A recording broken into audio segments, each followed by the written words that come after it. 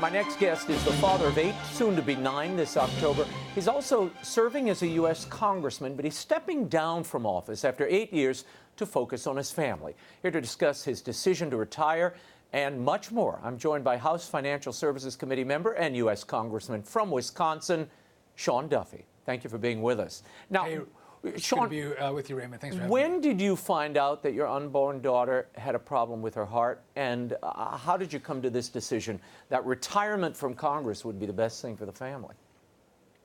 Yeah, so maybe to lay it out a little bit more, Raymond. A few weeks ago, my wife got a phone call from the doctor and said, "Listen, you've got some problems with the heart. We need to do some more studies."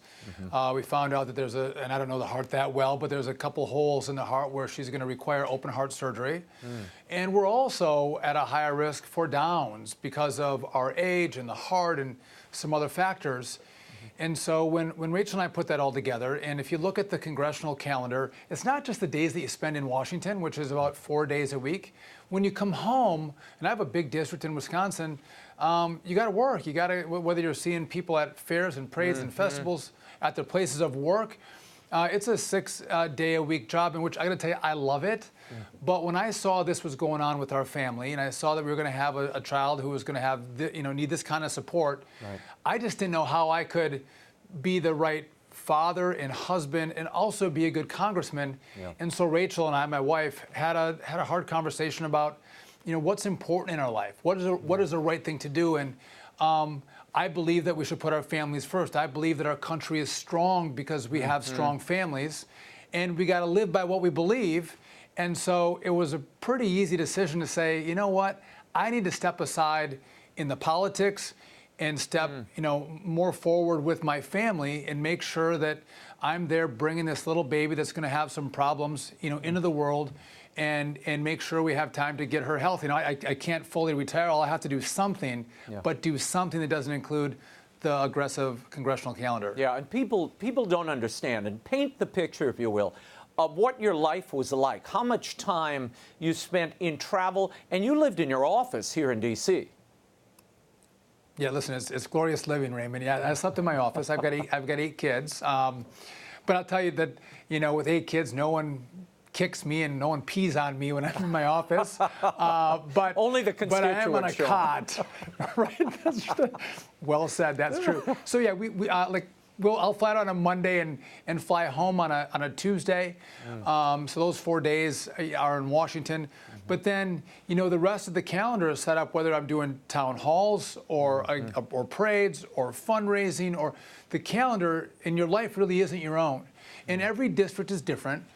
But members who are engaged, they spend a lot of time. And listen, it's not easy to say this when you're in Congress, but families, they take a hit. Families suffer because you're called to try to make the country strong, have the right legislation that makes sure we have better jobs and more opportunity for our families.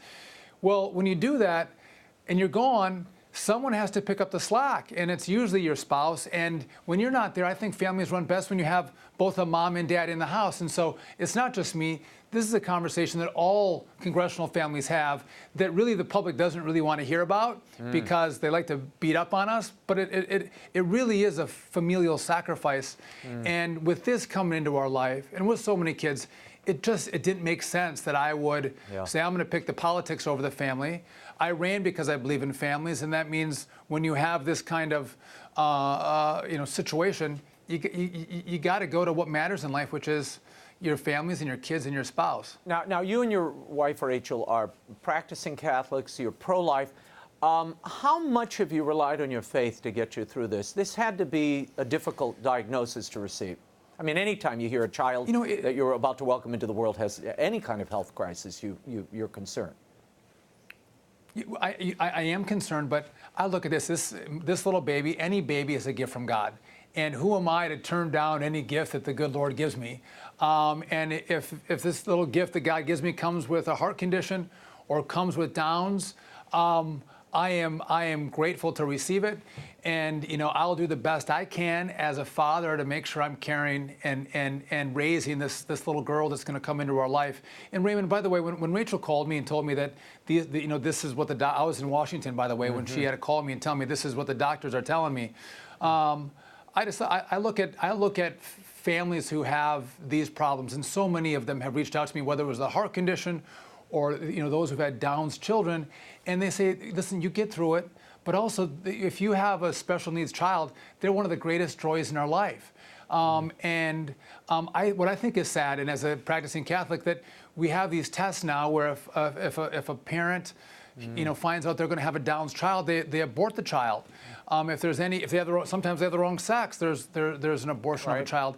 And I think we have to live our lives as a testament to our belief, and go, be grateful, be excited. And I'm nervous. By the way, Raymond, when the doctors tell me, they're like, yes, we're going to have open heart surgery, and they don't get too excited about that. And as a parent, as you hear it, your heart sinks and you're really stressed out, whereas the physicians don't really maybe get the consequence of that news dropping on a parent. But we're going to figure it out and I think be a healthier family and a stronger family because of this gift that God has given us. What's been the reaction to your constituents, Sean? What have they said? I'm sure they've reacted vociferously to this announcement that you were retiring, and retiring because of family. Well, maybe two things. So some of my, Republican friends and friends who have helped me get into the seat, I felt like I went to my funeral. They were hugging me and crying, and I was like, listen, I live right down the street. I'm not going anywhere. I'm gonna be around. But I mean, when you work so hard and people help you get here to engage in this fight, they're sad to see you leave, but they've been really supportive. And I got to tell you what, I feel like there's been so many prayers that have been said for our family. And I'm so grateful for that. And every night I pray with my kids to ask for a little miracle that our baby comes, healthier than what we've been told. And even Democrats who don't really always think that kindly of me and don't agree with all the things that I do and the things I vote for, have been, for the most part, pretty generous with me. And it's heartening to know that we still have something that unites us as a country, which is our belief in family and kids, and putting that first. And even Democrats and Republicans can agree that that's a good thing, and we should all, not throw stones at me, but be supportive. And that's what I've seen from my constituents, and I'm grateful for that. Sean Duffy, your mentor, Jim Sensenbrenner, is announcing his retirement this week. You are the 13th Republican, by the way, who is stepping down. Former Representative Bill Flores of Texas announced he won't be seeking re-election from Texas. Why are we seeing so many Republicans leaving? You've read the Washington Post and other prognosticators saying this is a sign that Republicans have no confidence in Trump in 2020, and that the party is, headed for a wipeout here. Is that what's happening? Is that what's informing these resignations? No. So listen, this is not a lifetime, lifetime commitment to serve in Congress. And what we see in the Republican Party that I'm part of is people serve and then they go back to their everyday life. And I think there's a lot of reasons why people make this decision. Jim Sensenbrenner will have been in Congress for 42 years. He served the suburbs of Milwaukee in a wonderful way. He's a convert, a great Catholic. Right. And he thought the time was right. I look at Bill Flores. That's a Republican seat that we'll hold. A lot of the seats that where members have announced are not going to come back, these are very red Republican seats. Congressman Will Hurd in the southern part of Texas, that's one that we'll probably have a real fight for. But there's not many like that. And to say that people aren't happy with President Trump, and I'll take a political aside here. Donald Trump, as a conservative and conservative policy, whether he's supporting life, supporting families, supporting lower taxes, less regulation, Donald Trump has done the things that I've been fighting for. Now, it might be with a Twitter account that I probably wouldn't use, or in some fights that I wouldn't engage with, but on the policy side, which is why we run, Donald Trump has been a great partner in fighting for the things that we believe in that will make our economy stronger, our salaries rise, our opportunity greater, life more preserved. And so these members of Congress are not leaving because of Trump. They're leaving despite the fact that they have a great opportunity to serve with Trump. Something else is calling them, whether it's their family or another professional opportunity. They serve, and then they go back home and do something else. And I think that's the vision our founders had, Raymond. They didn't want this to be lifetime service. I agree. So this is a good thing. And by the way, just one distinction, Democrats, Nancy Pelosi's in her second term as a Speaker of the House. We have the Democrats who've been there 20, 30 years. So a younger member who's been in Congress for 10 or 15 years, they're still young. They can't get to the leadership ranks on a committee or in the House, where on the Republican side, we are full of young members, new members, fresh blood, new ideas. And I think that's better for the country, and I think it's better for our party. I think it's better for the Republic that we have a turnover. These were not meant to be lifetime appointments. I mean, the founders, you're quite right. They wanted this to be a citizen legislature. Well, that means you go back to Monticello, you go back to the farm at some point. And I do worry about this endless tenure where they stay in office for 40, 50 years. I mean, frankly, there's some members of Congress who are, their staff carries them. I remember Strom Thurmond in another time, they would drag him out to the floor and put his hand into the machine to vote. I mean, it was embarrassing. As a result of your resignation, Wisconsin Governor Tony Evers will call a special election for this vacancy.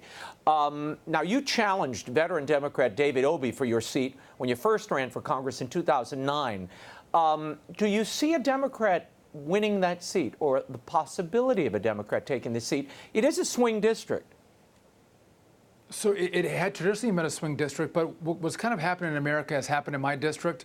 More rural America that kind of voted blue, if you look back 15, 16 years ago, which is Democrat, they've really transitioned to become far more Republican and conservative over the last 8 years. So my district, I won 60-40. President Trump won 60-40. It's a pretty Republican seat. But contrary to what the news reports would say is Democrats raise a lot more money than Republicans. There's a lot more cash in their coffers. And so if we get outspent in my seat, I think there's a possibility that we could lose. In conjunction with that, if Tony Evers puts the date of the election for my congressional seat here on the date of the Democrat presidential primary, and there's a substantial turnout on the Democrat side, that could be a risk. But without those factors in play, I think that this seat will stay Republican, no doubt. And we're seeing that we're getting a great quality of sets of Republicans who are talking about getting in the race for my seat, and you're not getting a lot of quality Democrats saying they want to run. But I think what's unique, if I could just for a moment, Raymond, say for our state, which I'm in Wisconsin. Wisconsin's going to be a key state for President Trump. One of the areas where we've had a little more trouble is with the suburban areas, more traditional Republican voting, families that maybe don't like everything about President Trump. Right? Well, Jim Sensenbrenner is retiring in the suburbs of Milwaukee. It's usually the most Republican part of our state. Right. Because he's stepping out, there is going to be a heated contest in November for Jim Sensenbrenner's seat, which I think will turn out Republican votes, which will only be good for Donald Trump in his effort to win our state. So I think whatever happens in my seat, President Trump is going to be better off with what's happening in Wisconsin than he would be, without Sensenbrenner's retirement. Okay, now that you're leaving Congress, I've got to ask you this. The approval numbers of Congress are really at an all-time low. They don't break above 17%. What is your appraisal of Congress? What needs to change as somebody leaving this office now? Well, first off, I think those numbers are for the Congress as a whole, but if you ask what do they think about their members specifically, the numbers are much higher. But I think there's a frustration that Congress doesn't get more done. I think there's a frustration that the Congress is so divided. But I would just make this note, Raymond. Again, our founders intended legislation to be difficult. Right. They didn't want to ramrod legislation through. They wanted it to be laborious. And God knows it is laborious right now. And when people are angry about the division in the Congress, they don't realize that members come from different parts of the country and they represent the interests of their people. It's not the Congress that's divided. America's divided right now, and the Congress is just a microcosm of America as a whole. And so I do think that we used to have this idea that Republicans drove in the right lane and Democrats in the left lane, and they could come to the middle. Compromise has become a dirty word, and you're not going to get me voting for abortion bills. Outside some of these key fundamental principles, you got to be able to say, am I willing to take 60 or 70% and call that a win? Or do I have to fight for 70%? I mean, 100%. And liberals want 100%, and conservatives want 100%. Well, no one ever gets that. In our marriages, Raymond, we both know that if we get 30%, we're winning. Hey, I call 10% a win, Sean. Well, it's being generous. Yeah, you're being overly generous. If we could say, hey, Right. If we can compromise, and that's I think what Americans want. They still want you to fight for principle, but try to find an avenue to get stuff done and make people's lives better. And I think if we could focus on that, we would be far better off. But at a time that I'm leaving, this is a great fight between capitalism and free enterprise versus socialism. It is the fight of our generation, and to step away during this fight is really hard for me because I'm so passionate that I think this model of free enterprise has made our country so strong and our families so great, and our generosity so profound. To leave during this is hard, but I have confidence in our leadership and the people that are there that believe in this idea that is the American idea, that we'll fight for it and we'll win and preserve it for the next generation. Congressman, I want to ask you what your prescriptions might be or recommendations to leadership about making this trip, this job, easier on families. Because it is, as you mentioned earlier, it's a great strain on them, particularly to have, the father or the mother out of the house for 4 or 5 days a week. But because of the obligations of remaining in the district, you have to maintain an office there, the family has to live there. What would you recommend to make that a bit easier? Lessening of the schedule or what? No, because I'm leaving, Raymond, I can say things that are unpopular. But if you want to make families stronger, they got to be together. And so there used to be a time when someone won a congressional seat, they moved to Washington, D.C. with their families. And they knew other, congressional families, and Democrats and Republicans went to each other's birthday parties, and it was more congenial. So they would fight on issues, but personally they actually liked each other. Right. And families could be together. And then you'd come home and you'd do some of the work that I talked about, whether it's the parades or the town halls. Right. But during the week you were with your family. If you got back to that, I think it would be better. But right now, I think people, if you're not at home, they want to see you. They want you to be here. They want you to be the representative. And how do you represent them if you don't know them and go to church with them and go to Walmart with them? And so I don't know that's going to be fixed because the public wants you here, and I understand that. But families suffer, and if you want to make families stronger in congressional service, they got to go to D.C. and they got to be able to live together and be out there as a family, so you can be at home for breakfast and at home for dinner or a late dinner and put kids to bed and maybe bring them to school and see the plays and go to the sporting events, which is what members of Congress miss that people don't understand. I don't see hockey games. I don't see tennis practices. I don't see concerts at school. And I gladly gave that up to serve and make this country better. But wouldn't it be nice if you could do both? If you could serve and still, be there with your family, and so that's more of an American societal conversation versus Republican leadership. Right. And if your constituents say you can go, you can. If they want you at home, well, if you want to do the job, you stay at home and travel back and forth. Yeah. Final question: you've been talked about as a possible candidate for senator, governor in 2022. Do you see that down the road? What's next? Yeah, I had been talked about for that. Listen, I'm going home to make my family stronger. And when this little baby comes and we get her healthy, God willing, that'll happen. And, I'll look for the future then. But I'm not thinking about that right now. I'm thinking about a little baby that's going to be born in, 6 weeks, that is, going to have open heart surgery. And that's my focus now. And the politics, as I step out, I'm not stepping out to look for a future race. I'm stepping out to focus on the family, and I'll cross those bridges when they come. I hear you. Well, Sean Duffy, know that our prayers and that of the audience are with you and Rachel and your family, and stay in touch, and we'll talk to you soon. Very grateful for your prayers, Raymond. Thank you, and have a good night. Thank you.